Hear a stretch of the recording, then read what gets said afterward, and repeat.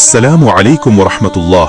প্রিয় দর্শকবৃন্দ, আজ আমরা শুনব রাসূলুল্লাহ সাল্লাল্লাহু আলাইহি ওয়াসাল্লামের একটি গুরুত্বপূর্ণ হাদিস, যা আমাদের ঈমান ও আল্লাহর রাস্তায় জিহাদের ফজিলত সম্পর্কে গভীর শিক্ষা দেয়।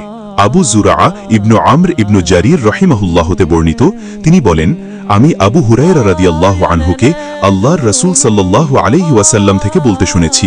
তিনি বলেছেন, যে ব্যক্তি আল্লাহর রাস্তায় বের হয়, যদি সে শুধুমাত্র আল্লাহর উপর ঈমান এবং তার রাসূলগণের উপর ঈমানের কারণে বের হয়ে থাকে, তবে আল্লাহ তাআলা ঘোষণা দেন যে আমি তাকে তার পুণ্য বা গানিমাত ও বাহনসহ ঘরে ফিরিয়ে আনব কিংবা তাকে জান্নাতে প্রবেশ করাব।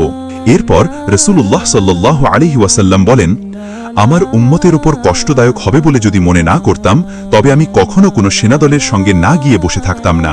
আমি অবশ্যই এটা ভালোবাসি যে আল্লাহর রাস্তায় নিহত হই, তারপর পুনরায় জীবিত হই, পুনরায় নিহত হই, পুনরায় জীবিত হই এবং পুনরায় নিহত হই।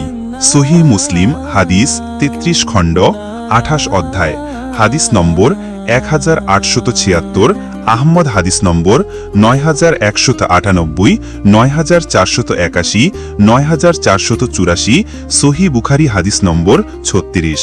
প্রিয় দর্শকবৃন্দ, রাসূলুল্লাহ সাল্লাল্লাহু আলাইহি সাল্লামের এই কথাগুলো আমাদেরকে আল্লাহর পথে সংগ্রামের মহৎ মর্যাদা ও ত্যাগের অনন্য উদাহরণ স্মরণ করিয়ে দেয়। ভিডিওটি শেষ পর্যন্ত দেখার জন্য আপনাদের প্রতি রইল হৃদয়ের অন্তঃস্থল থেকে জাযাকুমুল্লাহু খাইরান।